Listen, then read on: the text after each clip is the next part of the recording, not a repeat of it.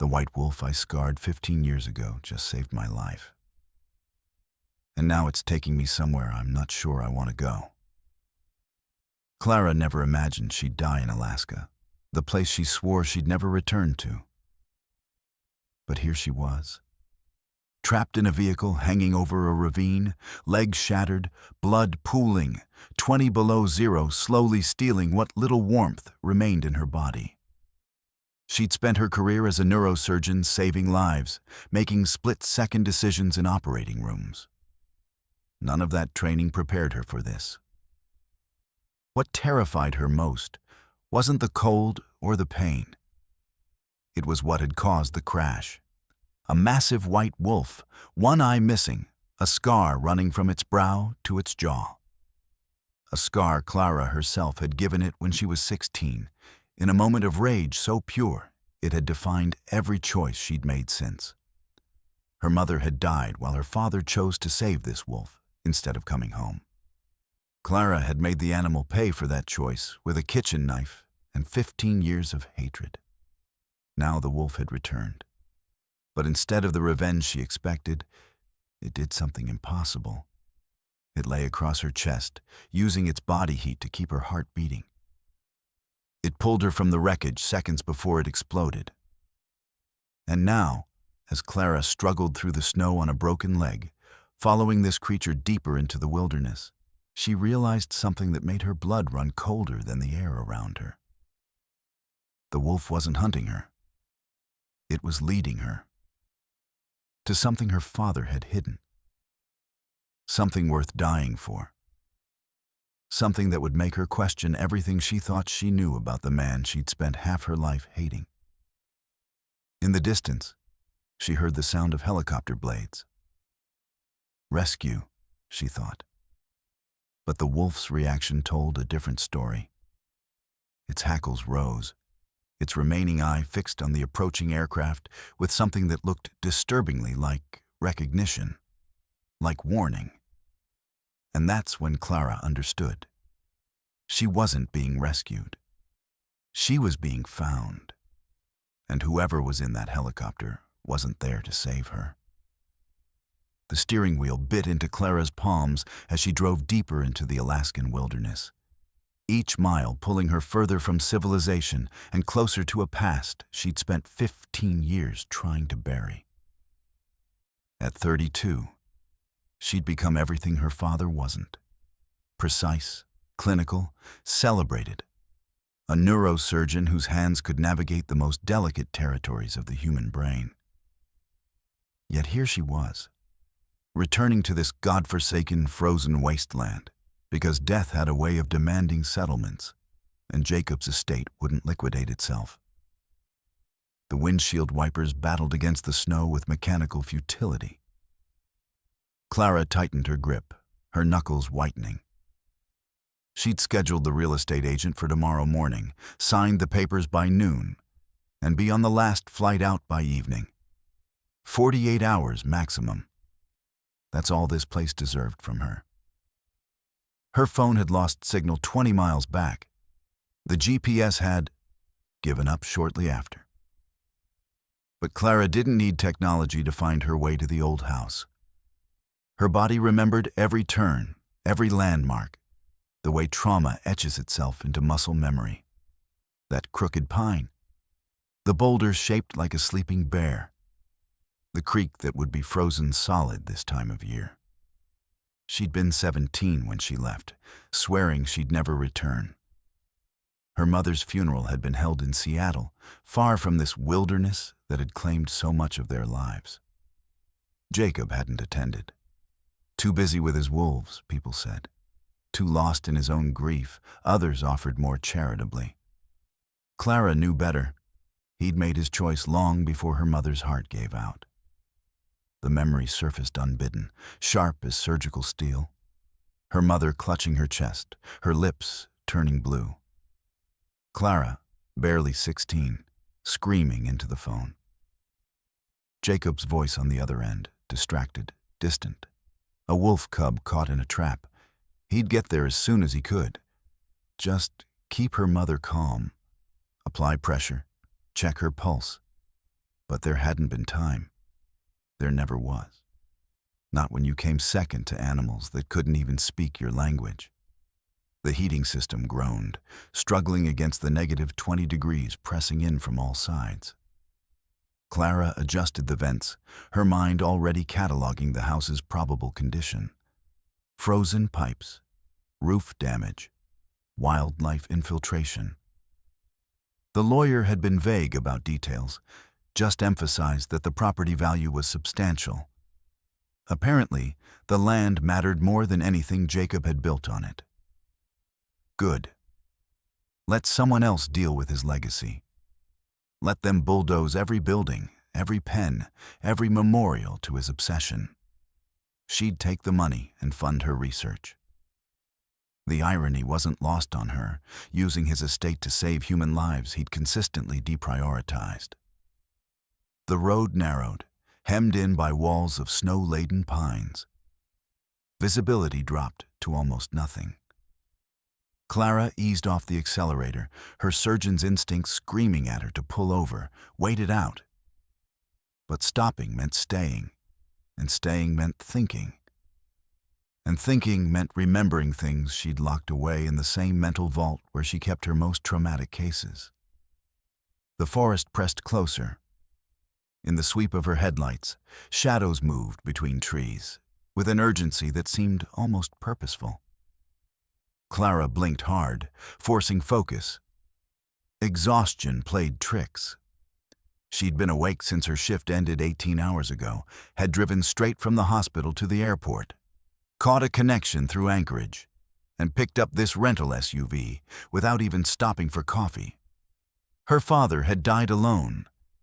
The neighbor who found him said Jacob had been in his workshop, tools scattered around him, as if he'd simply set down his work and decided not to pick it back up.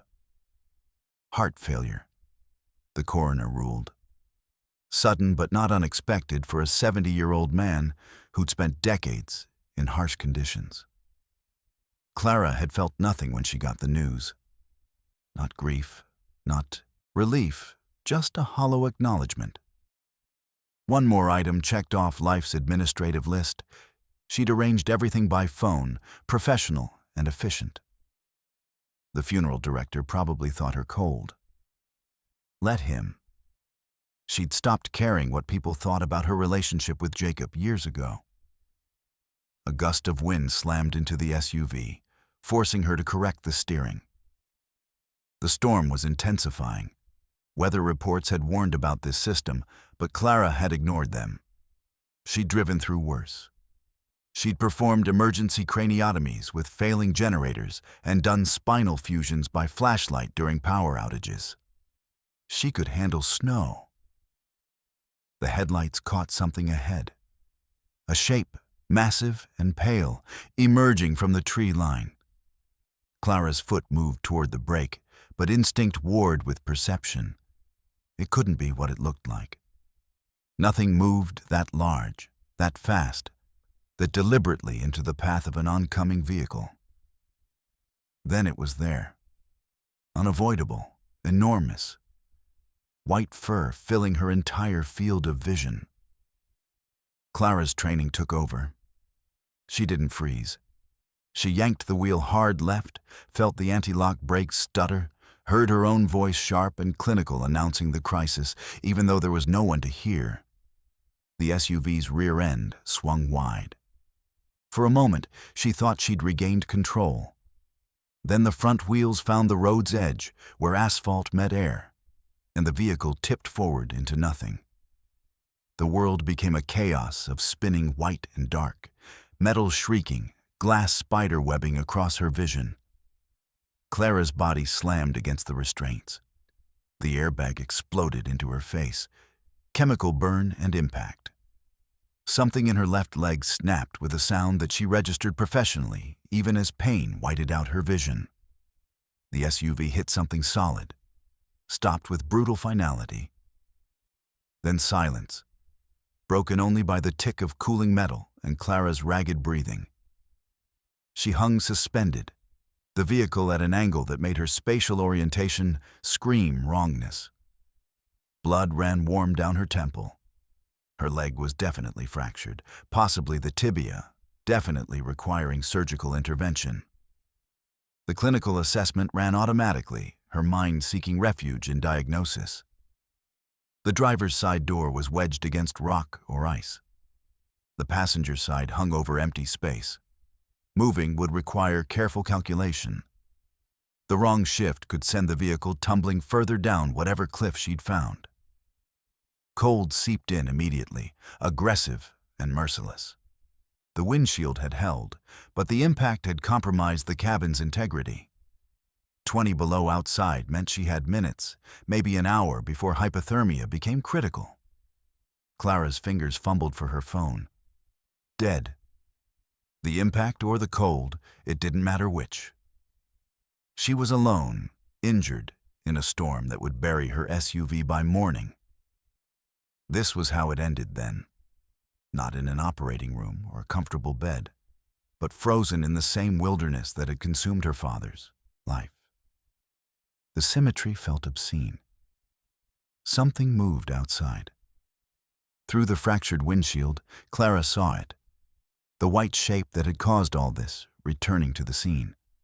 It approached slowly, its form resolving from the storm's chaos into something impossible.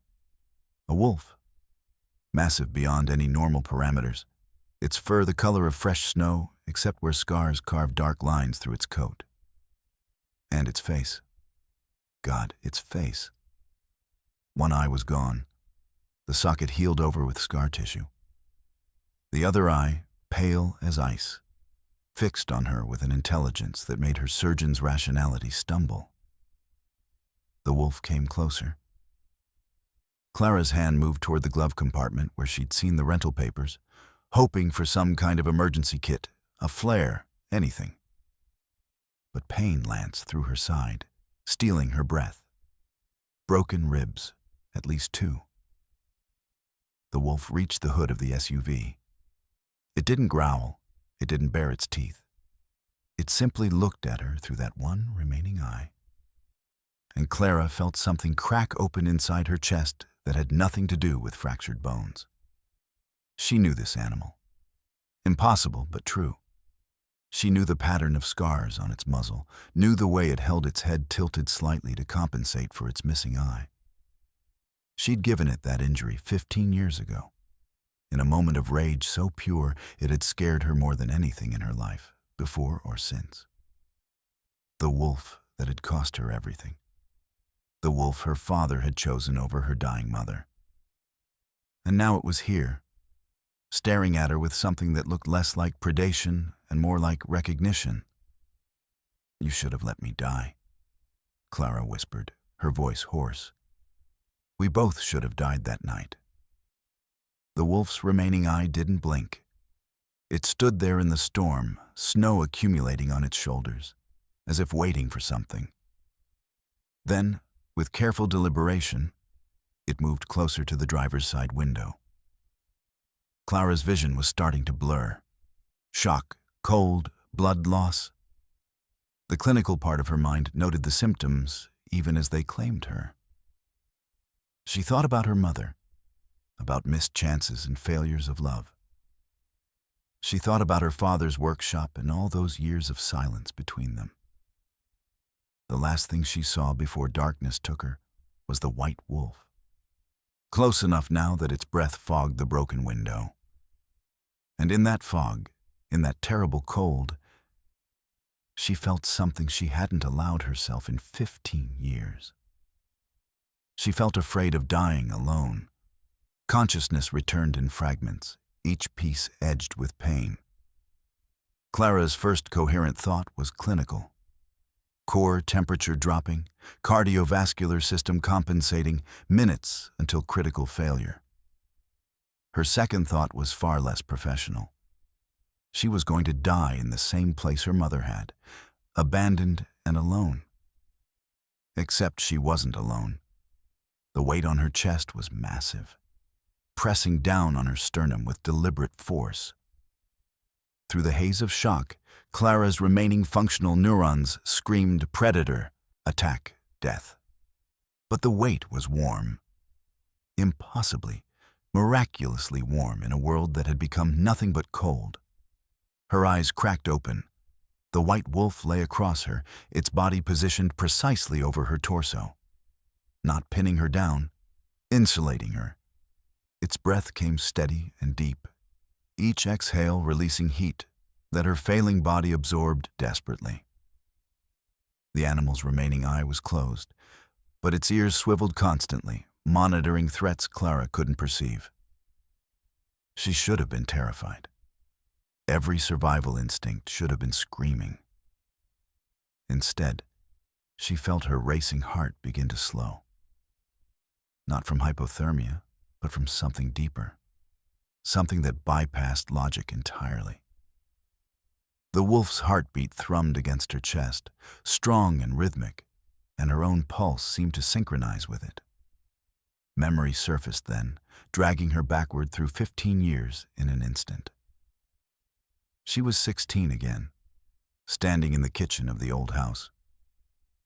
Her mother's favorite mug shattered on the floor, coffee spreading like dark blood across the linoleum. Her mother's face had gone gray, her hand clutching at her chest with fingers that trembled. Klara had known immediately what was happening. She'd read enough of her father's medical books, had absorbed enough information in her desperate attempt to understand anything that might bring him back to them. "Mom, sit down. Don't move." Her voice had been steady even as terror clawed at her throat. She'd grabbed the phone, dialed her father's cell. It rang 4 times before he answered, and she could hear the wind in the background, the rustle of movement through brush. "Dad, it's Mom." Her heart. "You need to come now." There'd been a pause. Too long. Far too long. Then his voice, distracted. "Klara, I'm with the cub. The trap damaged its leg. If I leave now, it'll bleed out. Mom is having a heart attack." She'd said each word separately, precisely, as if speaking to someone who didn't understand English. "Keep her calm. I'll be there as soon as I can. Check her pulse. If it's under 60, have her chew an aspirin." The line had gone dead. Klara had stared at the phone, her mind unable to process what had just happened. He'd chosen. Again.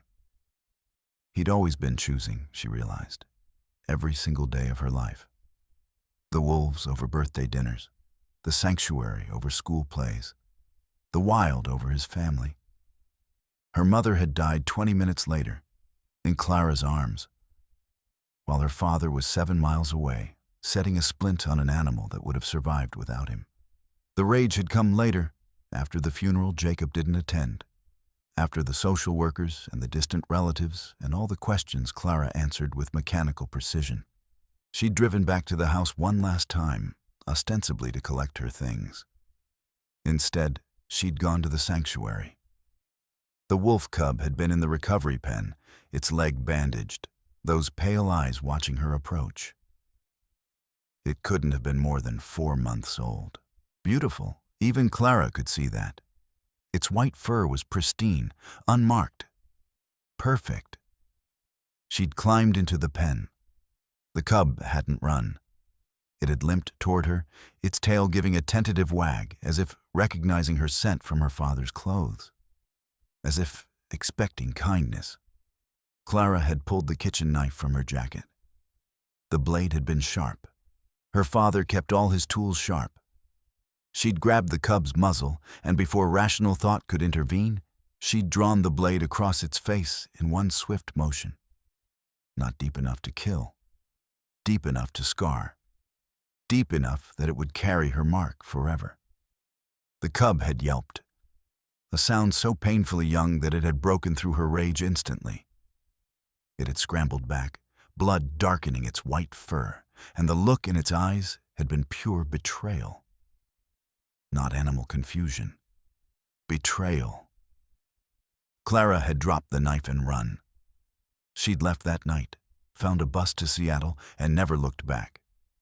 She'd built her entire life as an act of defiance against Jacob's choices, becoming someone who saved lives instead of animals. someone who chose duty and precision over sentiment and instinct. But here she was, 15 years later, lying in a wrecked vehicle with that same wolf keeping her alive. The present crashed back with the force of the accident. Klara's vision focused on the animal's face, now mere inches from her own. The scar she'd given it ran from above its missing eye down across its muzzle, a permanent reminder of her worst moment. The eye itself was gone. Had she done that? Or had something else claimed it in the years between? "You came back," she whispered. Her voice cracked, raw with cold and something deeper. "You came back to finish it, to make it even." The wolf's remaining eye opened. It looked at her with an expression no animal should have been capable of. Not aggression, not even wariness. Something that looked disturbingly like forgiveness. Then it moved, pulling back from her chest. The cold rushed in immediately, vicious and claiming. Klara gasped, her body protesting the loss of warmth. The wolf didn't leave, though. Instead, it gripped the fabric of her pant leg in its teeth, gentle but insistent, and pulled. "What are you doing?" Klara tried to pull back, but her injured leg screamed protest. The wolf released her pants, moved to the driver's side door, and began scratching at it with deliberate purpose. That's when Klara smelled it. Gasoline. The SUV's fuel line had ruptured. The heat from the engine, the sparking electronics, any number of things could ignite it. The wolf wasn't trying to drag her out to eat her. It was trying to get her clear before the vehicle became her funeral pyre. Klara looked at the crumpled metal around her, at her trapped leg, at the impossible angle of the vehicle's position. Moving meant agony. Staying meant death. The choice was almost funny in its simplicity. "All right," she said to the wolf, to herself, to the ghost of her father who seemed to hover in the frozen air between them. "All right, let's go." She braced herself against the steering wheel and began to pull. The pain of extraction had been biblical. Klara had performed the maneuver with surgical detachment, narrating each step in her mind as if lecturing medical students.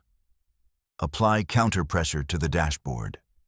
Rotate the ankle despite the grinding sensation. Ignore the body's screaming. She'd passed out twice, coming to each time with the wolf's cold nose pressed against her face, its breath warm and insistent. When she finally dragged herself clear of the wreckage, collapsing into snow that immediately began soaking through her clothes, the wolf had stood guard. 30 seconds later, a small flame had flickered to life somewhere in the SUV's engine compartment. The wolf had gripped her collar and pulled, and Klara had crawled, and together they'd made it 20 yards before the fuel tank caught. The explosion was muted by the storm, more of a heavy thump than the cinematic fireball she might have expected. Heat washed over them briefly, almost pleasant, before the cold reclaimed its territory. Klara lay in the snow watching her only shelter burn, knowing that without it, her survival time had just collapsed from hours to minutes. The wolf circled back to her, assessing. Then it did something Klara's rational mind struggled to process. It positioned itself beside her injured side and lowered its body, clearly offering itself as a crutch. When she didn't move, it pushed its head under her arm with surprising gentleness. "You want me to follow you?" It wasn't a question. The wolf's intention was somehow perfectly clear. Klara looked back at the burning vehicle, then at the road that had disappeared under new snowfall. The storm showed no signs of stopping. The main route was likely already impassable. She was facing a simple equation. Trust this animal that had every reason to hate her or freeze to death within the hour. She gripped the wolf's fur and pulled herself upright. Her leg was useless, but she could hop, could lean, could survive if she had to. The wolf began moving forward with careful steps, adjusting its pace to her lurching rhythm. They entered the forest, leaving the burning wreckage behind. The trees provided some shelter from the wind, but the temperature continued to drop. Klara's injured leg dragged through the snow, leaving a dark trail she tried not to think about. Blood loss, shock, hypothermia, the trinity of wilderness death. She'd seen trauma victims with better odds pull through, and seen healthier people code on the table for no discernible reason. Survival was never guaranteed. The wolf stopped abruptly. Klara nearly fell, catching herself against its shoulder. They'd reached a small clearing where the wind had carved strange patterns into the accumulated snow.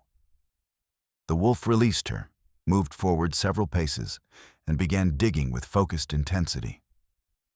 "What are you doing?" Klara's voice sounded strange in the muffled quiet. The wolf ignored her, its paws sending up sprays of white as it excavated something. When it stepped back, Klara could see a splash of color against the monochrome landscape. Red. Bright, impossible red. She limped forward, her surgeon's curiosity overriding her body's protests. The wolf had unearthed a small knitted mitten, the kind a child might wear. It was partially frozen, but when Klara picked it up, she could feel it was handmade, the stitches slightly uneven in a way that spoke of love rather than skill. A child's mitten? Here, in wilderness so remote that even experienced hikers avoided it. Klara's mind began constructing scenarios, each more disturbing than the last. Her father's isolated property, his secretive nature, the years of silence between them. Had there been something darker hidden in his dedication to the wolves? Had someone brought a child here? Had something happened that Jacob had covered up? She looked at the wolf, which was watching her with that unsettling intensity. Where did this come from? What happened here? The wolf turned and began walking deeper into the forest. It took several steps, then looked back at her with clear expectation. The message was obvious. There was more to find, more to understand. Klara clutched the small mitten, feeling its dampness seep into her palm. Every instinct screamed at her to find shelter, to stop moving, to conserve what little energy remained. But the mitten was evidence of what she didn't yet know. And if there was one thing her years of surgical training had taught her, it was that you couldn't treat what you couldn't diagnose. She followed the white wolf into the darkening forest, the red mitten clenched in her fist like a question that demanded answering. The scent hit Klara first, cutting through even her human senses. Musk and rot and something primal that made her hindbrain scream danger before her conscious mind could identify the source. The white wolf stopped moving, its entire body going rigid. A low rumble built in its chest, not loud but felt, vibrating through the frozen air. Then she saw it. The grizzly emerged from behind a deadfall like something conjured from nightmare, massive beyond reason. Its fur was matted and dark, and even from 30 yards away, Klara could see the desperation in its movements. A bear woken too early from hibernation, driven by a hunger that overrode all caution. The animal's small eyes fixed on her, on the blood trail she'd been leaving, on the promise of calories in a landscape that offered none. Klara's medical training cataloged the threat with clinical precision. 800 pounds minimum, claws 4 inches long, bite force sufficient to crush a bowling ball. Her broken leg meant she couldn't run. The nearest climbable tree was too far. Her only weapon was a broken branch she'd been using as a makeshift cane. The bear moved forward with deceptive speed. Klara raised the yaum branch, knowing its futility. Her surgeon's hand steady even as her pulse hammered. She'd spent her career in life-or-death situations, had held beating hearts in her palms, had made split-second choices that meant survival or death. but those had been in sterile rooms with tools and teams and protocols. Here there was only snow and tooth and claw. The white wolf stepped between them. It was an insane gesture, theatrical in its futility. The wolf was large for its species, but the bear outweighed it 3-1. Age had stolen the wolf's edge. Injury had taken its eye. By every calculation, this should have been a massacre. The wolf attacked anyway. It went low, darting in to snap at the bear's front legs, then dancing back before the massive paws could connect. The strategy was clear. Harass, distract, drive the threat away from the wounded human it had inexplicably decided to protect. The bear roared, a sound that shook snow from the surrounding branches and swung with sledgehammer force. The blow caught the wolf's shoulder, sent it tumbling through the snow. Klara heard herself cry out, a sound she didn't recognize as her own voice. The wolf struggled upright, favoring its left side now, blood darkening its white fur. It should have run. Any sane animal would have run. Instead, it attacked again. This time there was no strategy, no clever maneuvering. The wolf threw itself at the bear with something that transcended survival instinct. It was sacrifice, wearing the mask of aggression. The bear caught it in a crushing embrace, and Klara watched in horror as those terrible jaws closed on the wolf's back. But the wolf twisted, impossibly agile despite its injuries, and sank its teeth into the bear's ear. The bear bellowed and released its grip, pawing at its head. The wolf dropped, rolled, and instead of pressing its advantage, it turned and ran. Not toward safety, toward the cliff edge where Klara's SUV had gone over. The bear followed. Klara understood in that moment what the wolf was doing. It was drawing the threat away, offering itself as bait, accepting death so that she might have minutes more of life. The two animals disappeared into the storm, and she was alone with the sound of wind and her own ragged breathing. She should have felt relief. She should have used the opportunity to find shelter, to tend her wounds. Instead, she found herself stumbling forward, following the tracks, the red mitten still clutched in one frozen hand. The tracks ended at the cliff's edge.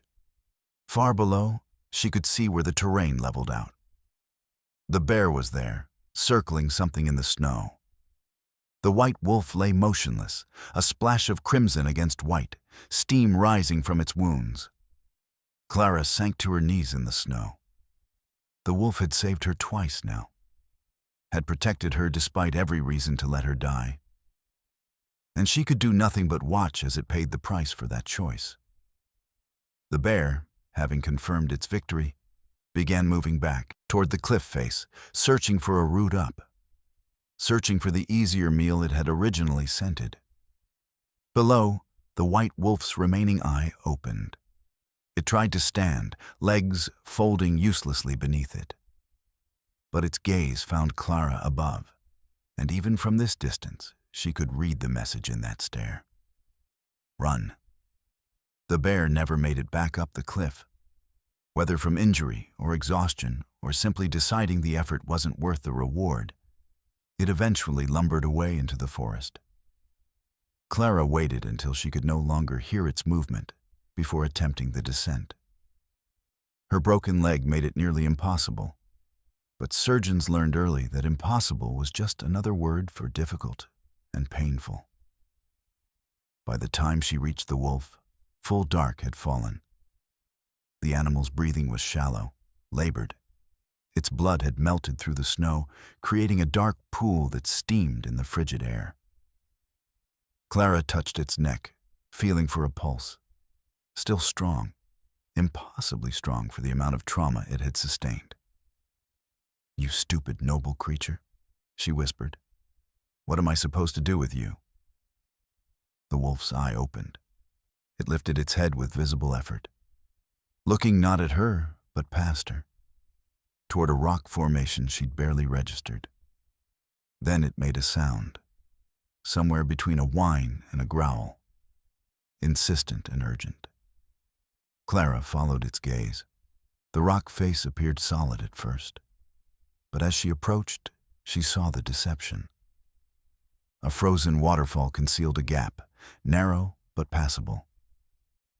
The wolf was trying to tell her something, or trying to take her somewhere. She returned to the animal, slid her arms under its body, and nearly screamed from the pain in her ribs. The wolf was too heavy, far too heavy for someone in her condition to move. But Klara had spent years lifting patients who couldn't lift themselves, had developed a technique that used leverage and determination more than strength.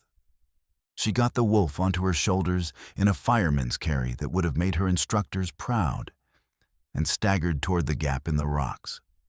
The cave entrance opened up beyond the ice curtain, and Klara had to turn sideways to fit through with her burden. The darkness inside was absolute. She used her phone's dying battery to illuminate the way, each step careful on stone slick with moisture. The cave angled downward, then leveled out, opening into a larger chamber. The phone's light caught something pale in the darkness. Klara moved closer, and her breath stopped. A woman lay against the far wall, frozen in the position of sleep. Her face was peaceful, her skin preserved by the cold. Native features, beautiful even in death. Her arms were wrapped around a bundle of blankets, clutching it with the fierce protection of a mother's final act. Klara set the wolf down with shaking hands and approached the woman. She already knew what she'd find in those blankets, but knowledge didn't prepare her for the reality. A small face, maybe 5 years old, skin pale from cold but not the gray of death. She pressed 2 fingers to the tiny neck and felt the flutter of a pulse, weak and slow, but present. The child was alive, barely. Hypothermic and near death, but alive. She unwrapped the blankets with practiced efficiency, checking for injuries, assessing vitals. A boy, small for his age, dressed in layers of clothing that had probably saved his life. And then Klara saw his eyes. They opened briefly, unfocused and clouded with confusion.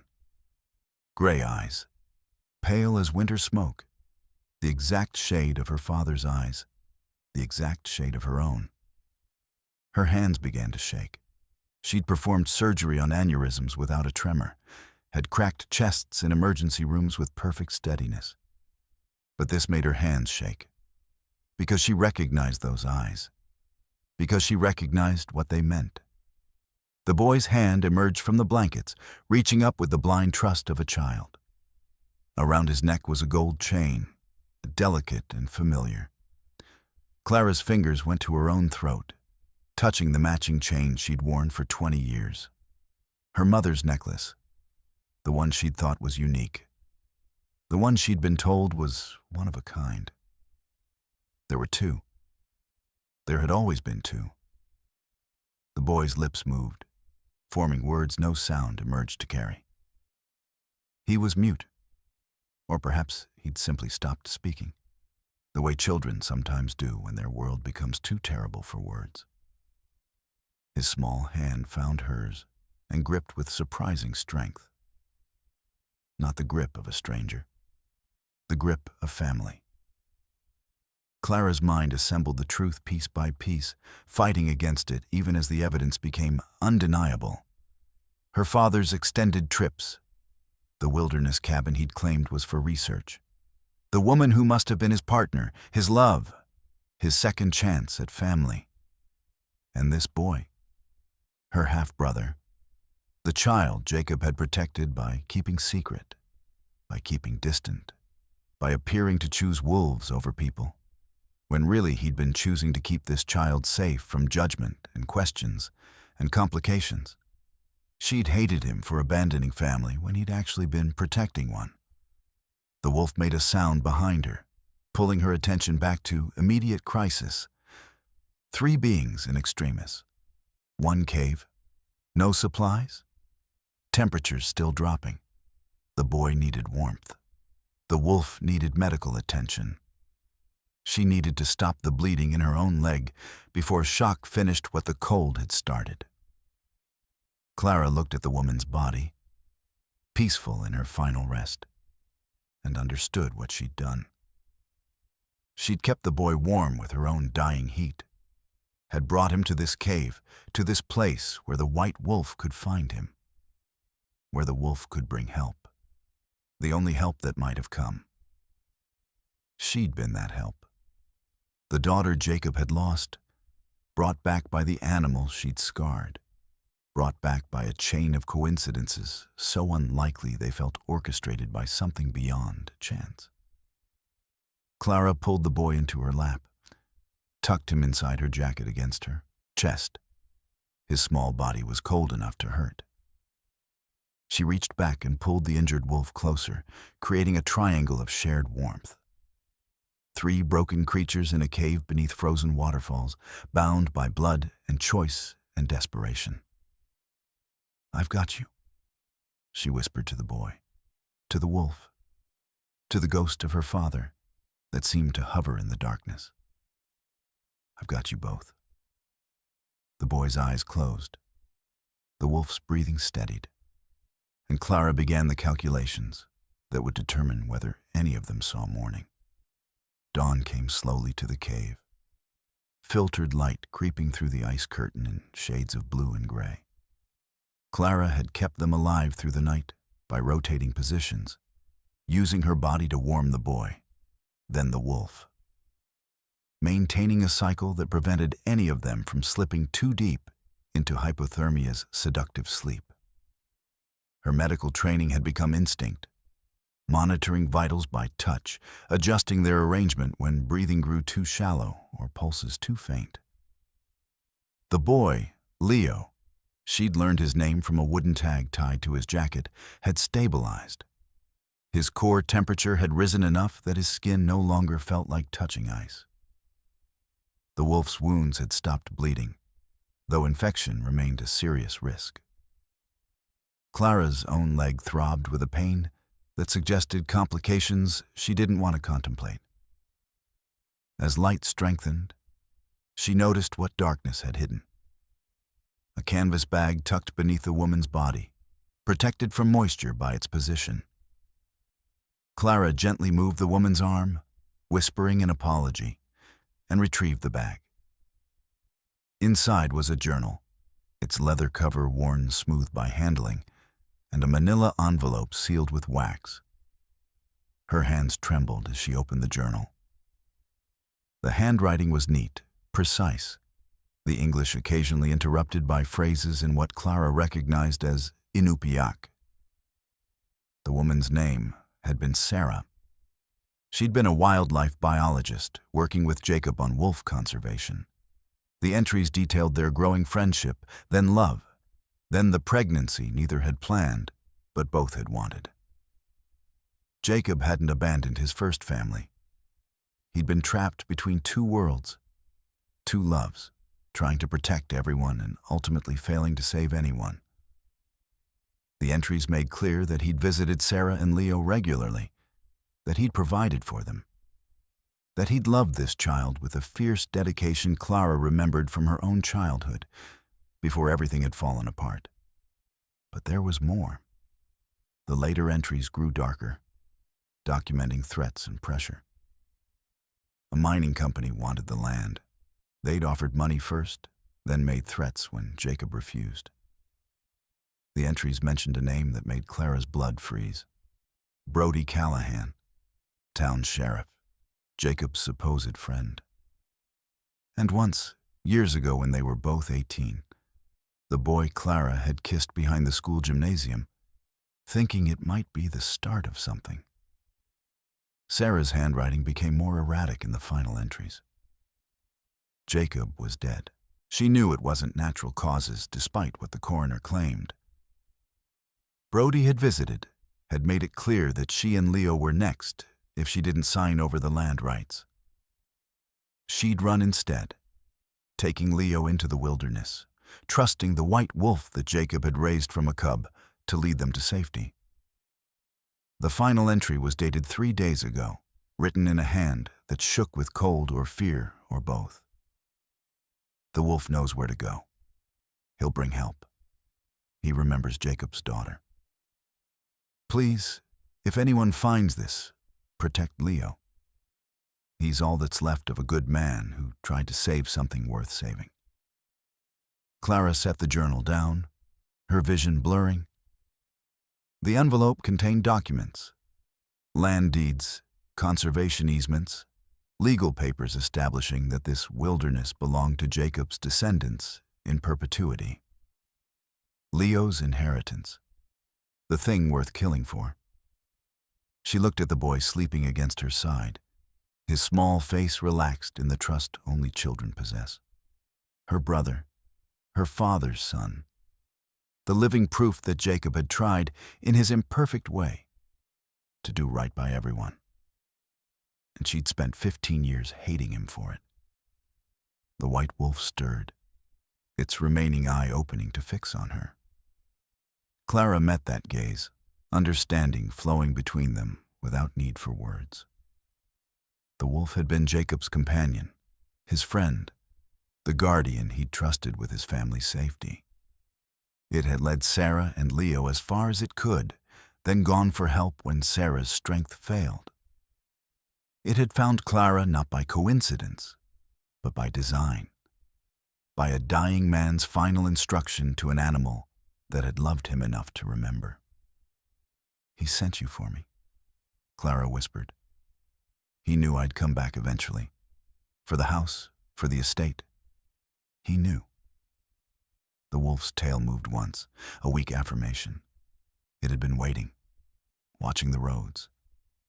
And when Klara's vehicle had appeared, it had done the only thing it could to make her stop, to make her listen, to bring her to this cave at where the last piece of Jacob's broken family waited to be saved or buried. Leo stirred, his small hand gripping Klara's jacket. His eyes opened, those heartbreaking gray eyes, and he looked up at her with a question she could read clearly. Are you going to leave me too? Klara gathered him closer, her surgeon's hand steady again with purpose. No, she said firmly. No, I'm not leaving. Not ever again. Outside, the storm had passed. Through the ice curtain, she could see clear sky, pale and cold. And in that clarity, she heard it, the distant sound of rotor blades cutting through thin air. A helicopter. Search and rescue, or so she thought for one brief, hopeful moment. Then the wolf struggled to its feet, lips pulling back from its teeth in a snarl. Its hackles rose, every line of its body screaming danger. And Klara understood. This wasn't rescue. This was the cleanup crew. Brody had finally found them. She pulled Leo behind her and reached for the only weapon she had, a scalpel from the emergency medical kit in her jacket. The blade was small, designed for precision, not combat. But she was a surgeon. She knew exactly where to cut. Klara made her decision in the span of a heartbeat. She stuffed the documents back into the envelope, sealed it inside 2 layers of plastic bags she'd found in Sarah's pack, and buried it beneath loose rocks at the back of the cave. Leo watched her with those knowing eyes, understanding without words that something was wrong. Stay here. She signed to him. Surprised her hand still remembered the basic gestures from a college linguistics course. Stay quiet. The boy nodded, pressing himself against the cave wall. The white wolf positioned itself in front of him, a last line of defense despite its injuries. Klara touched the animal's head briefly, a gesture of gratitude and goodbye, then limped toward the cave entrance. She emerged through the ice curtain into blinding brightness. The helicopter had landed in a clearing 50 yards away, its rotors still spinning, kicking up clouds of snow. The sound was deafening, overwhelming after the silence of the cave. Klara raised her hand to shield her eyes, trying to see who was approaching. The figure that emerged from the aircraft was tall, familiar even at a distance. Brody Callahan moved with the confident stride of someone who'd spent his life in uniform, his sheriff's jacket bright against the white landscape. When he saw her, his face transformed with apparent relief. Klara. Jesus Christ, we've been looking everywhere. He jogged toward her, his expression all concern and professional competence. Your rental company reported you missing when you didn't show up to return the vehicle. Are you hurt? Where's the SUV? Klara's medical training took over, creating a mask of shock and gratitude. Down the ravine. I crashed. My leg is broken. She let her voice shake, let herself lean on the injured limb for effect. I can't believe you found me. Brody reached her, his hands moving to support her shoulders. Up close, he looked exactly as she remembered, handsome in that clean-cut American way, blue eyes clear and honest, the kind of face that belonged on recruitment posters. He'd aged well. Success suited him. Let me help you to the helicopter. We'll get you to the hospital in Anchorage. Can you walk? His concern seemed genuine. Perfect. If Klara hadn't read Sarah's journal, she would have believed every word. There's someone else, she said carefully. In the cave. A boy. He's alive, but barely. Something flickered across Brody's face, too quick to name. Then the mask of concern returned. A boy? Out here? My God. Show me. Klara led him back toward the ice curtain, moving slowly to accommodate her injury and to give herself time to think. Every instinct screamed danger, but she had no weapon, no backup, no way to protect Leo except to play along and watch for an opening. They squeezed through the entrance. Brody's flashlight swept the cave, finding Leo huddled against the wall, the white wolf standing guard. The beam lingered on Sarah's frozen body, on the makeshift camp Klara had created, on the boy's pale, terrified face. Poor kid, Brody said softly. He must be freezing. Let's get him to the helicopter. He moved forward. The wolf's growl started low, building to a sound of pure rage. The animal lunged, or tried to, its injured body barely managing a stumbling charge. Klara reacted without thinking, years of protecting patients from their own panic overriding caution. No, stop. She grabbed the wolf's fur, pulling it back. The animal fought her, desperate to reach Brody, but its wounds had stolen its strength. In that moment of distraction, Brody's hand moved to his belt. Klara caught the motion peripherally, saw him draw something that wasn't a gun, but a tranquilizer pistol. The shot was nearly silent. The dart caught the wolf in its shoulder. The animal made a sound like a scream, a very human sound of betrayal, before its legs folded. Had to, Brody said, his voice apologetic. Can't have it attacking during transport. Don't worry, it's just a sedative. But Klara saw the way he holstered the tranquilizer gun, saw the real pistol underneath his jacket. And she saw him looking at Leo with an expression that wasn't relief or concern. It was calculation. Brody reached for the boy, lifting him with practiced ease. Leo's eyes were huge, fixed on Klara with desperate trust.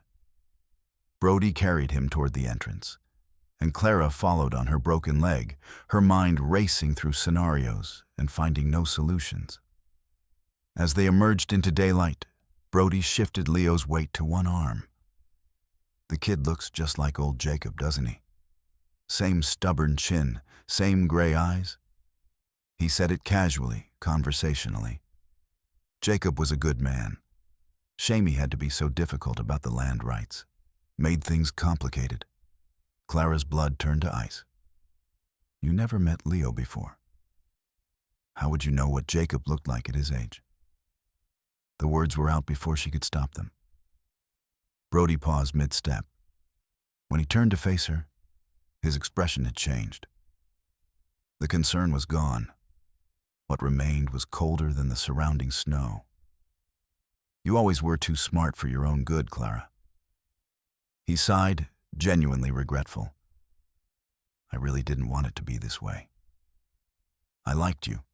Hell, I more than liked you back in the day. He set Leo down carefully, almost gently, then reached for the real gun. The land is worth $17 million in mineral rights. Your father understood business, eventually. Shame his wife didn't. Klara saw his hand move toward the weapon and knew she had seconds, maybe less. Her scalpel was in her pocket. Leo was exposed. The wolf was unconscious, and Brody had made his choice long before today. You killed him, she said, buying time, her surgeon's mind calculating angles and distances. You killed my father. Your father killed himself by being stubborn. Brody drew the pistol, checking the chamber with practiced efficiency. This is just cleanup, you understand. Nothing personal. Time slowed in the way it did in operating rooms when everything went wrong. Klara saw Brody's finger tighten on the trigger, saw Leo frozen in terror, saw the barrel of the gun tracking toward her center mass. Her surgeon's mind calculated trajectory, noting that from this angle, the bullet would likely pierce her lung, possibly her heart. Fatal within minutes, without immediate intervention. She dove left, her broken leg screaming protest. The gun fired, the sound sharp and final in the mountain silence. The bullet passed so close she felt its heat, heard it punch through the ice curtain behind her. Snow and frozen mist exploded from the impact point. Klara hit the ground hard, rolling through snow that offered no cushion against rock underneath. Her hand found the scalpel in her pocket as Brody advanced, his movements unhurried. He had time. They both knew it. She couldn't run, couldn't fight, could barely stand. I really am sorry, Klara. Brody sighted down the barrel again, professional and precise. You would have made a good sheriff's wife. We could have had something. You're insane. She tried to push herself upright, her leg refusing to cooperate. The mining company won't protect you. You think they'll let you keep your share after murder? Who said anything about murder? Brody smiled, and Klara saw the cold calculation behind it. Tragic accident. Brilliant surgeon returns home to settle her father's estate, crashes in a storm, dies from exposure before search and rescue can reach her. The orphaned boy dies with her. The crazy wolf that attacked rescuers had to be put down. Clean story. Sad, but clean. He raised the gun, and Klara knew this was the moment. No more time, no more options. She gripped the scalpel, knowing it was futile, knowing she'd die trying anyway. Then Leo screamed. It wasn't the sound of a mute child. It was rage given voice, pure and terrible. The boy launched himself at Brody with the fearless desperation only children possess. His small fists beat against the sheriff's legs, and for one startled second, Brody's aim wavered. Klara lunged, scalpel raised. She'd been aiming for his gun hand, but her broken leg betrayed her balance. The blade caught his wrist instead, a shallow cut but enough to make him drop the pistol. It fell into deep snow, disappearing. Brody backhanded Leo with his free hand. The boy flew backward, landing in a heap.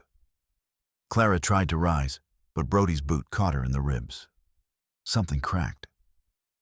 She tasted blood. You're making this harder than it needs to be.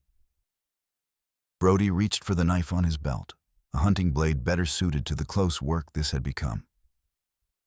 I'll make it quick. That's more kindness than your father showed me.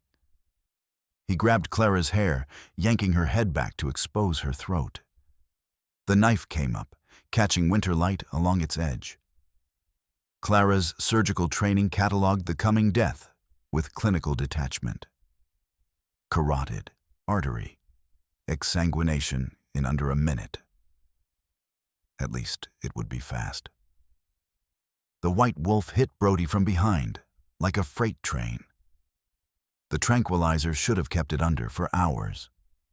The dosage Brody had used was meant for animals half its size, and the wolf was already injured, weakened, running on nothing but will and rage. But it had woken anyway, dragged itself from the cave anyway, because there was something more powerful than drugs or pain or approaching death. There was the promise it had made to a dying man. The wolf's jaws closed on Brody's shoulder. The sheriff screamed, his knife forgotten as he tried to throw the animal off. But the wolf's weight, even diminished by injury, was enormous. They went down together, rolling through the snow in a tangle of fur and limbs and desperate violence. Brody got his hands around the wolf's throat, the animal's air cut off, its single eye bulging. But instead of trying to break free, the wolf did something that defied every survival instinct. It shifted its weight, deliberately, pulling Brody toward the cliff edge where Klara's SUV had fallen 2 days before. Klara saw what was happening and tried to shout a warning, but to who? The wolf who was saving her? The man who'd tried to kill her? In the end, she could only watch as the two figures rolled through snow, gaining momentum, heading for the precipice. Brody realized the danger too late. He released the wolf's throat, scrabbling for purchase on ice-slick rock. His fingers found a handhold. For one suspended moment, he hung there, his legs dangling over nothing, his face a mask of terror. The white wolf, bleeding from a dozen wounds, its strength nearly gone, lunged one final time. Its jaws closed on Brody's wrist, not to bite, to pull, to drag them both over the edge and into the drop that waited below. No, Klara screamed, but the word was lost in Brody's answering scream as his grip failed. They fell together, man and wolf, locked in their final struggle. Klara dragged herself to the edge in time to see them hit the ravine floor, see the snow plume up around the impact, see the stillness that followed. Then silence. Just wind and her own ragged breathing, and Leo's soft crying behind her. The descent into the ravine was impossible, but Klara made it anyway. She fashioned a rope from the helicopter's emergency kit, tied it to the landing skid, and lowered herself over the edge with Leo secured to her back in a makeshift harness. Her broken leg hung useless. Her ribs sent lightning bolts of agony through her chest with each movement. But she went down anyway, because there was no other choice.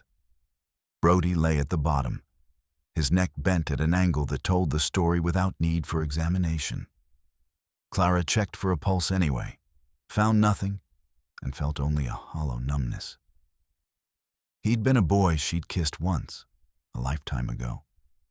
Now he was just another body in the snow. The white wolf lay 10 feet away, still breathing. Klara unstrapped Leo and crawled to the animal, her medical training taking over even as her heart threatened to shatter.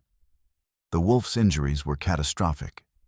The fall had broken its back legs, possibly its spine. Blood pooled beneath it, steaming in the cold. By every rational measure, the creature should already be dead. But its remaining eye opened when she touched its head, recognized her. And in that recognition, Klara saw something that made her surgeon's composure finally crack. Peace. Terrible, beautiful peace. "You knew," she whispered, tears freezing on her cheeks. "You knew it would end like this. You came back anyway." The wolf's tail moved once, a fraction of an inch. Its breath came in shallow pants, but it turned its head to look at Leo. The boy had crept close, his small hand reaching out to touch the white fur, now stained red. Tears streamed down his face, the first sound he'd made turning to broken sobs. Klara understood what the wolf wanted. She lifted Leo, brought him closer, and watched as the child pressed his face into the animal's neck. The wolf's eye closed, its breathing steadying as if the boy's touch brought relief that medical intervention never could. "You kept your promise," Klara said, her voice breaking. "You found me. You brought me home. You protected him." She stroked the scarred face, tracing the mark she'd given it 15 years ago. "I'm so sorry. For everything. For not understanding. For hating you when you were just trying to love us the way Dad taught you." The wolf's eye opened one last time. It looked at her with that impossible intelligence, and Klara would swear until her dying day that it forgave her. Then its gaze moved past her, to something she couldn't see. Its tail moved again, stronger this time, like greeting an old friend. The light in its eye faded. The breathing stopped. And the white wolf, who had been named Ghost by Jacob many years ago, who had survived trap and scar and the hatred of a grieving child, who had chosen duty over survival and love over life, finally rested. Leo's cries shattered the silence. It started as a whimper, built to a wail, became a scream of grief so pure it seemed to crack the sky itself. The boy who hadn't spoken in months, maybe years, found his voice in loss. And once started, he couldn't stop. He sobbed against the wolf's still form, his small body shaking, and Klara gathered him close and cried with him. They stayed there until the cold forced them to move. Klara used Brody's knife to cut away a portion of the wolf's white fur, enough for Leo to keep.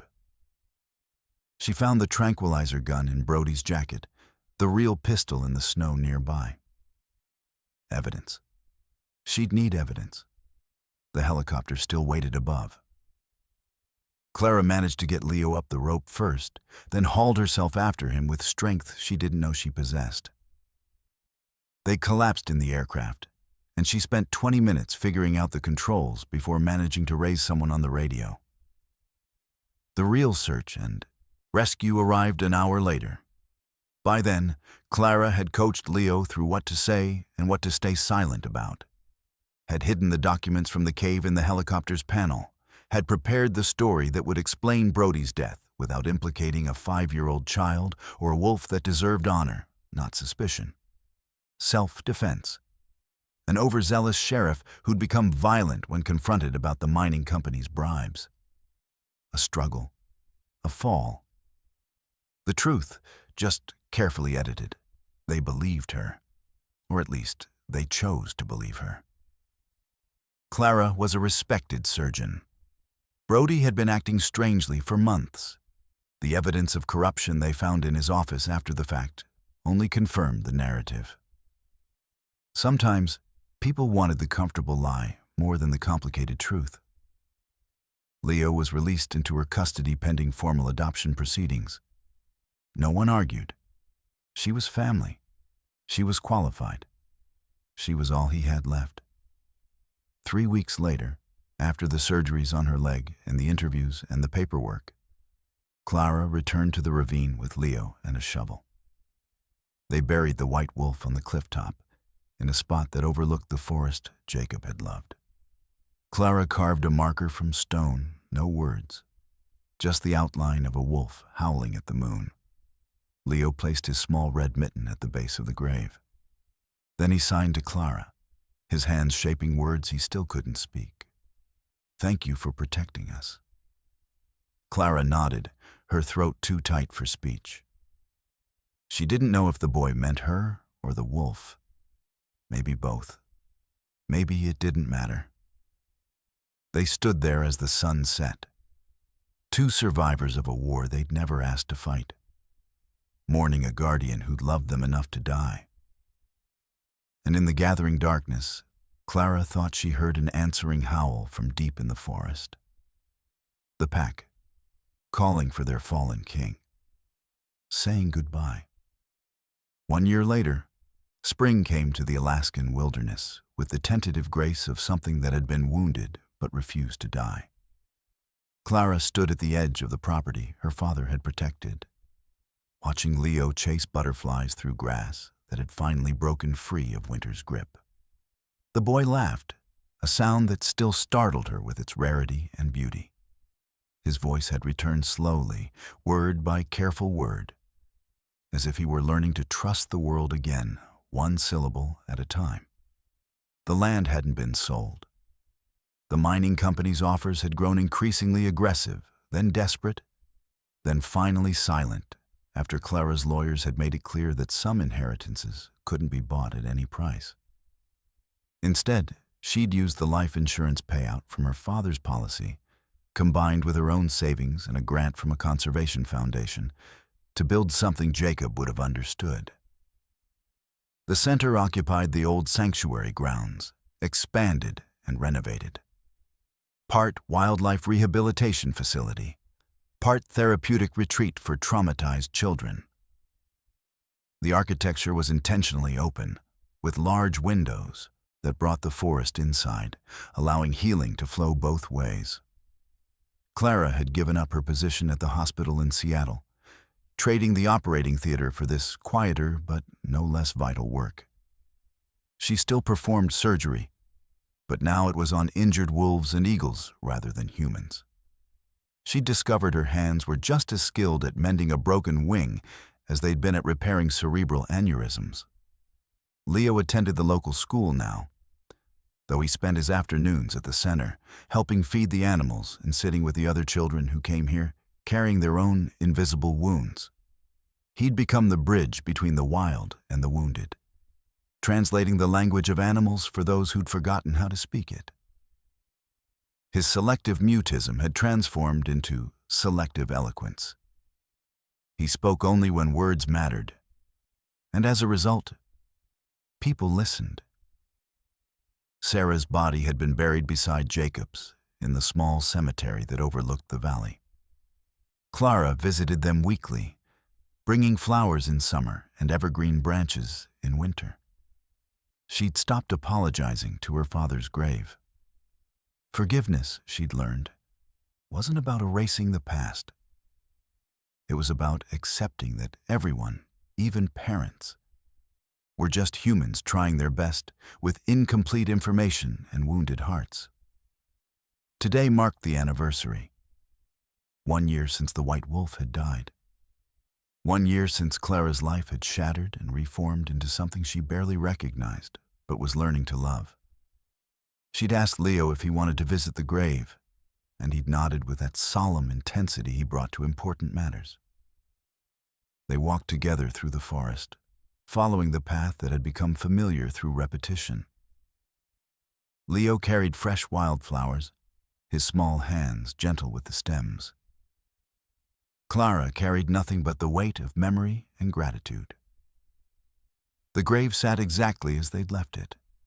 The stone marker weathered now, the outline of the howling wolf softened by wind and rain.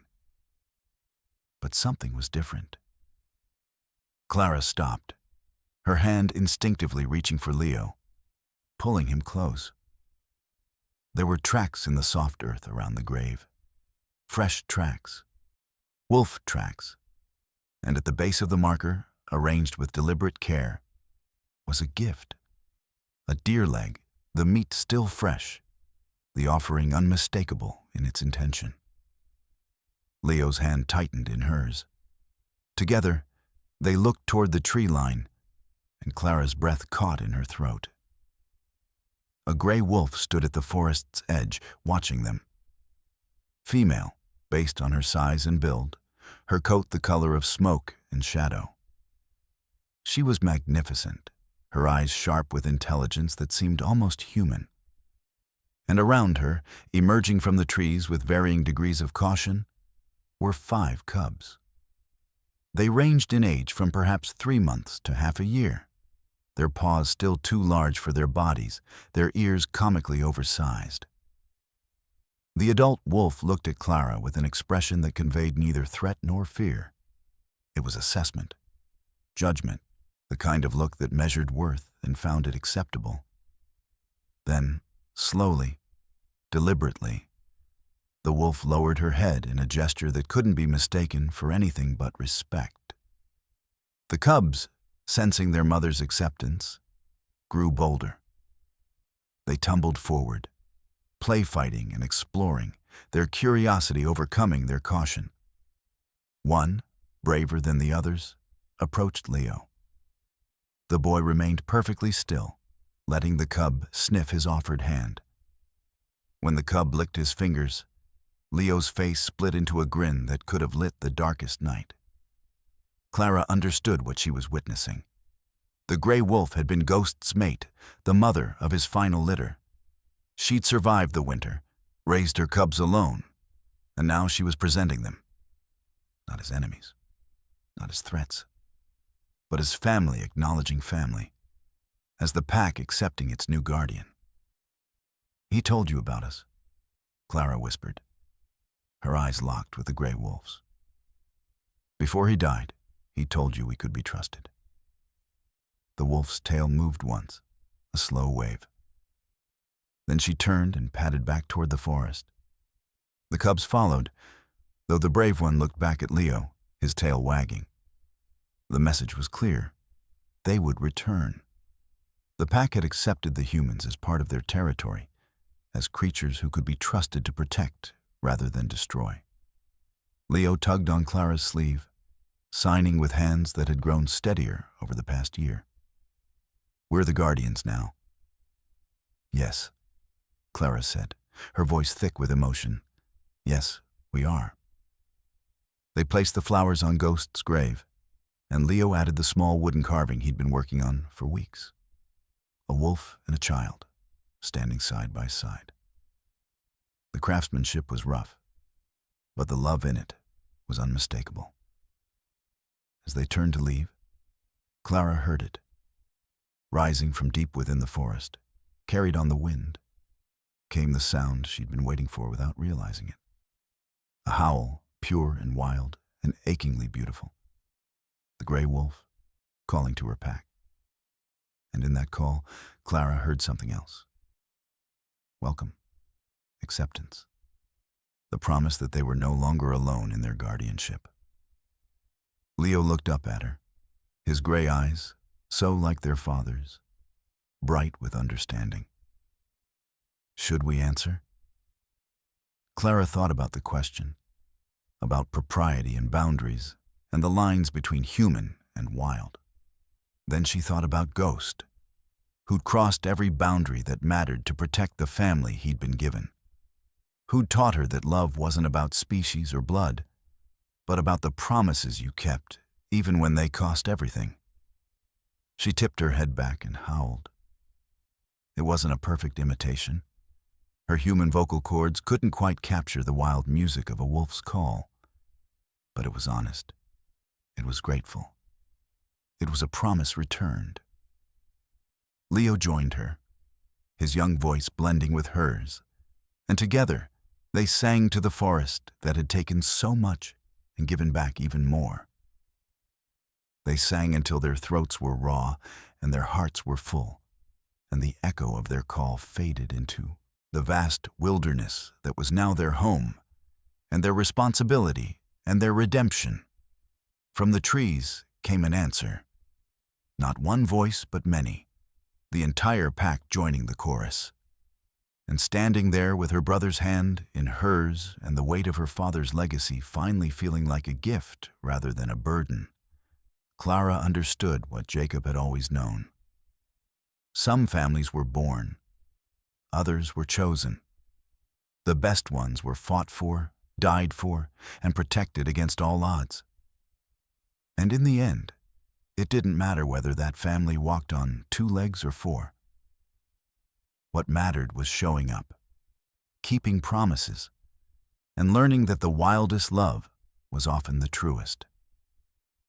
The sun set over the mountains, painting the sky in shades of gold and crimson. Klara and Leo walked back to the center, their shadows stretching long behind them. And in the forest, the wolves settled in for the night, secure in the knowledge that the guardians of this land understood their language. The inheritance had finally been claimed, not in money or property, but in purpose and connection and the sacred trust between those who protect and those who need protecting. Jacob would have been proud. If this story moved you, I'd love to hear your thoughts in the comments below. Have you ever experienced a moment where someone you thought was your enemy turned out to be your greatest protector? Or maybe you've had to forgive someone you never thought you could. Share your story with us. And if you want to hear more stories like this, stories about redemption, unexpected bonds, and the wild places where healing begins, hit that subscribe button. We've got more tales coming that'll make you rethink what family really means and what it costs to protect the ones you love. Thanks for listening all the way through. It means the world. See you in the next story.